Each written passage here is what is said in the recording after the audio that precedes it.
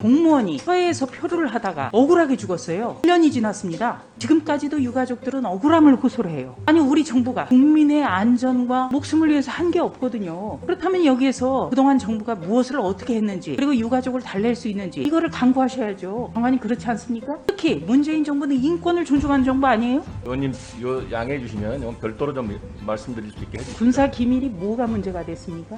이제 군사 기밀도 등급이 있는데요. 네. 등급에 이렇게 좀 문제가 있었습니다. 유가족에게 진실을 알려주지 않은 것인지 아니면은 월북으로 단정 지은 것이 문제가 되는 것이기 때문에 지금 말씀을 조금 혼란스럽게 하는 것인지 이해가 전혀 되지 않습니다. 많은 사람들이 이게 정말 사람이 먼저다라고 하는 이런 정부인가 많은 의문점을 가지고 있거든요.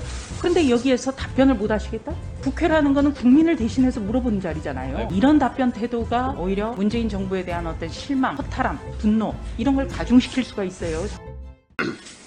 국민의힘 조수진 의원입니다. 약 1년 전에 서해 공무원 피격 사망 사건이 있었습니다. 당시 피해자 아들이 아버지 억울함을 풀어달라면서 대통령에게 손수 쓴 편지를 보냈지요. 장관님 기억하십니까? 예. 예. 대통령도 내가 직접 챙기겠다고 답장을 했습니다. 그렇다면 대통령 뜻에 따라서 장관님이 유가족에게 진실 규명을 제대로 했습니까? 유가족 그 형을 제가 직접 만나서 이렇게 면담을 한 바가 있습니다. 네. 그러면 형을 만나서 면담을 해서 진상 규명을 제대로 해 주셨나요? 자신하십니까? 제가 이제 뭐 얘기해 줄 수 있는 바는 얘기를 좀 했는데 본인은 예. 부족하다고 느낄 수 현재 있겠습니다. 유가족이 청와대 앞에서 1인 시위를 하고 있거든요. 그 이유는 알고 계십니까?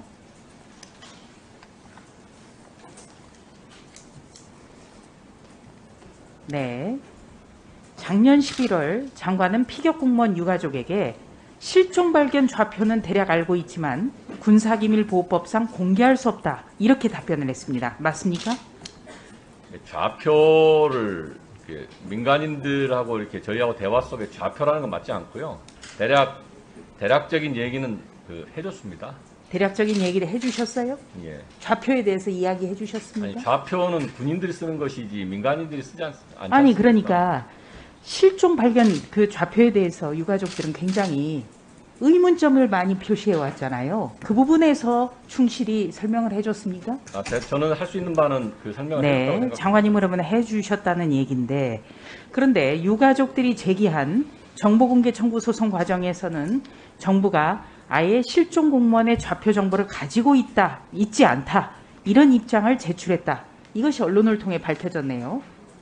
그러면은 조금 전에 말씀하신 장관님 얘기는 어떻게 되는 거죠? 좌표라고 하는 것은 이제 정확하게 특정을 해야 되지 않습니까? 지금 사실 뭐 제가 이런 얘기를 이렇게 공개된 장소에서 얘기하기 좀 어려운 점이 좀 있습니다. 그래서 뭐 이게 이제 군사 정보에 관한 사항이기 때문에 필요하다면 제가 개별 보고를 드리겠습니다. 유가족에게도 개별 보고를 잘 안 하신 것 같은데 이거 가능하시겠어요? 아니 그러니까 자, 장관님. 왜 이게 이렇게 되어야 되는지 이렇게 답변할 수밖에 없는지를 말씀을 드리겠습니다. 장관님, 2020년 9월 22일 오후 3시 30분경에 북한군이 실종 공무원을 발견한 지점 여기에 대해서 정부는 정보가 존재하지 않는다 이렇게 답변을 해오셨죠? 정보가 뭐 존재하지 않고 뭐 이런 표현도 맞을 수도 있고요. 정보가 이렇게 불확실한 표현도 맞을 수도 있고 그렇습니다. 그러니까 정확한 어떤 지점을 모르고 있기 때문에 지금까지는 공개를 못 해왔던 거죠. 그렇죠? 뭐 그럴 수도 있습니다. 네. 그러니까 이게 문제예요. 정확하게 어디서 정확한 지점, 발견 지점 이거를 모르고 있었기 때문에 지금까지 공개를 못한 거죠. 그렇죠. 네. 그런데 지금 이 부분에 대해서는 지금도 뭐 군사기밀 보호 이 얘기를 하셨는데 판례상으로도요. 군사기밀보호법상 2급 기밀 정도는 공개 청구 요구자에게 바로 공개할 수 있다. 아닙니까? 아니요. 그게 아니고 별도로 말씀드리겠습니다. 별도로요? 네. 우리 다 궁금해하는 거 아닙니까? 아니 공무원이 서해에서 표류를 하다가 억울하게 죽었어요. 1년이 지났습니다. 지금까지도 유가족들은 억울함을 호소를 해요. 아니 우리 정부가 국민의 안전과 목숨을 위해서 한 게 없거든요.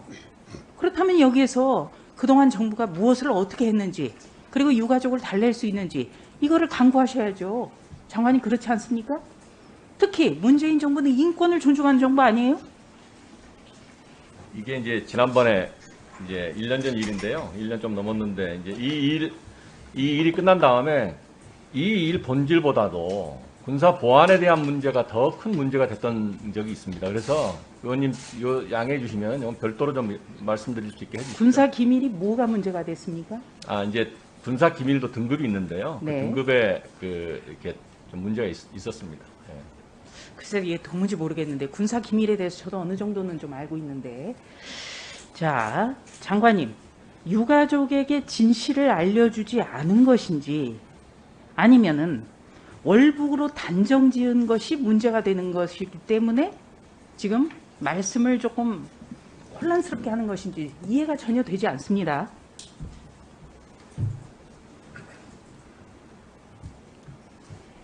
장관님 답변 안 하세요? 예, 개별적으로 보고 드리겠습니다. 아까부터 계속 말씀드리는데요. 제가 부하들에게 비밀 엄수하라는 지침을 그렇게 강하게 내린 장관이 이 자리에서 의원님의 그 질문에 그렇게 답변 드리기가 쉽지 않다는 말씀을 그렇게 말씀하시면 제가 군사 기밀이라든지 이런 어떤 우리의 어떤 뭐 기밀 아무것도 모르고 지금 질의하는 것처럼 비춰져요. 아니 그런 기밀이 이제 아니 우리 자국민이 1년 전에 억울하게 죽음을 당하고 지금까지도 정부가 손 놓고 있다는 것 때문에 굉장히 많은 사람들이 이게 정말 사람이 먼저다라고 하는 이런 정부인가 많은 의문점을 가지고 있거든요. 그런데 여기에서 답변을 못 하시겠다? 아니 국회라는 거는 국민을 대신해서 물어보는 자리잖아요. 아니, 국방위 할 때도 어느 정도 군사 설득력 있게 이야기를 하셔야 된다는 비공개를 겁니다. 요청하거나 이렇게 합니다. 그래서 참 이해가 안 됩니다. 이런 답변 태도가 오히려 문재인 정부에 대한 어떤 실망, 허탈함, 분노 이런 걸 가중시킬 수가 있어요, 장관님. 제가 아무렇게나 답변하는 것도 우리 군의 자. 장병들한테 영향을 줄 수 있습니다. 장관님 그러면 9월 17일 이런 말씀하셨어요. 9.19 남북 군사 합의가 일상적인 평화를 가져왔다. 이거 적절하다고 보십니까? 9.19 군사분야 합의가 남북 간의 우발적 충돌이라든가 이런 것에 도움이 많이 네. 방지에 도움이 됐다는 말씀을 여러 그러니까 차례 드렸습니다. 1분 더 주십시오. 그러니까 3년 전에 9.19 남북 군사 합의로 인해서 평화도 왔고 또 통일부 장관이 이야기한 것처럼 서해의 일상이 편안해졌고 여기에 대해서 공감을 하신다는 거죠. 네, 그렇습니다. 네. 그런데 서해 일상이 편안해졌고 일상적인 평화가 왔는데 우리 공무원이 1년 전에 그런 처참한 죽음을 당했군요. 이제 요거는 9.19하고 연결시키기는 좀 곤란하고요. 네. 장관님. 서해 피격 공무원을 직접 챙기겠다고 대통령은 약속을 했습니다. 그런데 아들은 아버지가 월북죄로 낙인되어서 육군사관학교로 가겠다는 꿈도 버렸다는 거예요. 그렇다면 더 진상규명에 적극 나서야 된다고 생각하지 않으십니까? 조금 국민이 납득할 수 있을 정도의 이야기를 해야 되는 거 아니에요? 비공개를 한다면 그럼 언제 보고를 하겠습니까? 비공개로 약속을 해 주시죠. 비공개로 말씀드리는 것은 비공개로 갈 수밖에 없는 내부 사정을 말씀드리겠다는 얘기입니다, 의원님께. 글쎄, 그러면은 우리 야당 의원들 따로 그럼 야당 의원님도 그렇고 여당 의원님도 그렇고 군사 기밀에 관계되는 사항들은 제가 야당 의원님이어서가 아니고 여당 의원님들한테도 그런 요청을 드릴 수 있습니다.